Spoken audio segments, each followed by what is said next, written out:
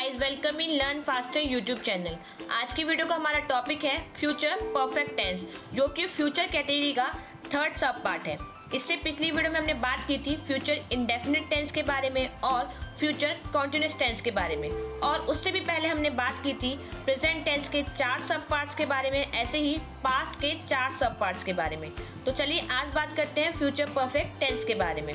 इसकी पहचान यानी इस टेंस की पहचान होती है कि मुख्य क्रिया के साथ चुका होगी, चुका होगा, चुका होंगे, लिया होगा, दिया होगा, ली होगी, दी होगी, की होगी, इस तरीके के शब्द जुड़े होते हैं। देखते हैं इसके एग्जाम्पल्स को। तो पहला एग्जाम्पल है बच्चे जा चुके होंगे, लोग समझ चुके होंगे, वह आ चुका होगा, आप उन्हें मिल चुके होंगे। ये सभी सेंटेंस फ्यूचर परफेक्ट टेंस के एग्जाम्पल हैं। अब बात करते हैं अफर्मेटिव सेंटेंस के बारे में, यानी सकारात्मक वाक्य। ऐसे वाक्य जिनमें हम प्रश्न नहीं पूछते हैं या नॉट शब्द का इस्तेमाल भी नहीं करते हैं। इसमें हम सबसे पहले सब्जेक्ट का इस्तेमाल करेंगे, उसके बाद विल हैव, वर्ब की थर्ड फॉर्म और ऑब्जेक्ट का इस्तेमाल किया जाएगा। आपको याद रखना है कि इस टेंस में हम हेल्पिंग वर्ब विल हैव का इस्तेमाल करेंगे और उसके साथ हम वर्ब की थर्ड फॉर्म का इस्तेमाल करेंगे।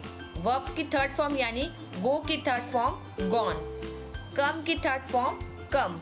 ऐसे ही आपको याद रखना है, जब भी आप वर्ब का इस्तेमाल करेंगे तो उसकी थर्ड फॉर्म का ही आपको इस्तेमाल करना है। बात करते हैं अफर्मेटिव के एग्जाम्पल्स के बारे में। तो पहला एग्जाम्पल है मोहन सो गया होगा या मोहन सो चुका होगा। Mohan will have slept. यहाँ वर्ब स्लीप थी तो उसकी थर्ड फॉर्म स्लेप्ट का इस्तेमाल किया गया है। नेक्स्ट एग्जाम्पल है रवि जा चुका होगा। Ravi will have gone. हम मिल चुके होंगे, वी विल हैव मेट। इन दोनों सेंटेंस में हमने गो की थर्ड फॉर्म गॉन का इस्तेमाल किया है, वहीं मीट की थर्ड फॉर्म मेट का इस्तेमाल किया है।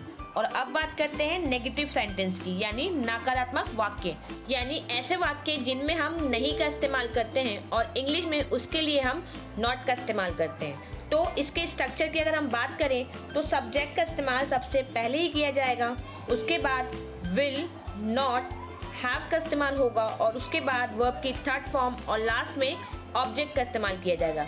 तो याद रखिएगा, नॉट का इस्तेमाल आपको विल और हैव के मिडिल में करना है। और अब बात करते हैं नेगेटिव सेंटेंस की, यानी नेगेटिव के कुछ एग्जाम्पल्स की। तो हम उन्हीं सेंटेंस को नेगेटिव बनाएंगे जिनको हमने अफर्मेटिव में यूज़ किया था।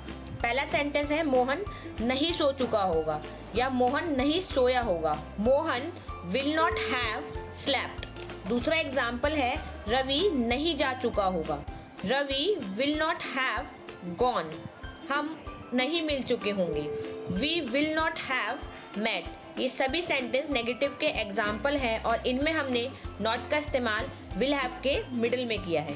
और अब लास्ट बात करते हैं इंटेरोगेटिव सेंटेंस की, जिन्हें हम प्रश्नवाचक वाक्य कहते हैं और जिनमें हम प्रश्न पूछते हैं या WH वर्ड्स का इस्तेमाल करते हैं। और WH वर्ड्स क्या होते हैं, जैसे क्यों, कब, कहाँ, कैसे, इन सभी शब्द को हम WH वर्ड्स कहते हैं और इसके बारे में मैंने एक सेपरेट वीडियो में बात भी की है।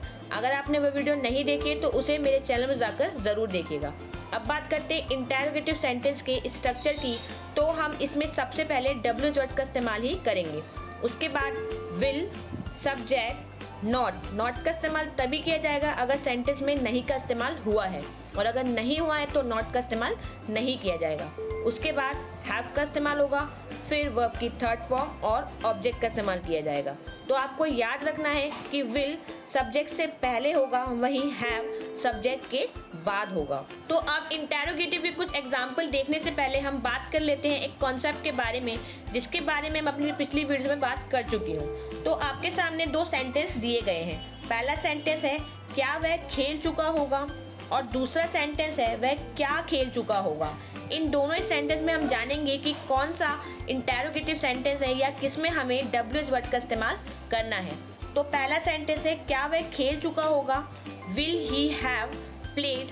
यहाँ आप आंसर सिर्फ यस या नो में ही करेंगे, तो इसलिए हमने यहाँ WH वर्ड का इस्तेमाल नहीं किया है और हेल्पिंग वर्ब विल का इस्तेमाल पहले किया है। दूसरा सेंटेंस है वह क्या खेल चुका होगा, what will he have played. यहाँ आपको बताना होगा कि उसने क्या खेला है, यानी फुटबॉल खेला है, क्रिकेट खेला है, इसका आंसर आपको देना होगा।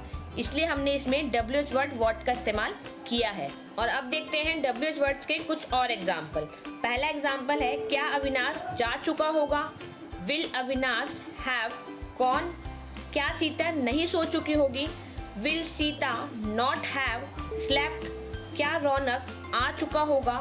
Will Raunak have come? ये सभी सेंटेंस WH वर्ड्स के एग्जाम्पल हैं। तो गाइस, इस वीडियो में हमने बात की फ्यूचर परफेक्ट टेंस के बारे में कि इसकी क्या पहचान होती है या विल हैव का इस्तेमाल कैसे किया जाता है। I hope guys you like this video. अगर आपको वीडियो पसंद आई हो तो चैनल को सब्सक्राइब जरूर कीजिएगा, बेल आइकन को भी प्रेस कीजिएगा, जिससे आपको मेरी आने वाली वीडियोस के बारे में जानकारी मिलती रहे। और इस वीडियो को अपने दोस्तों में भी शेयर जरूर कीजिएगा। Thank you.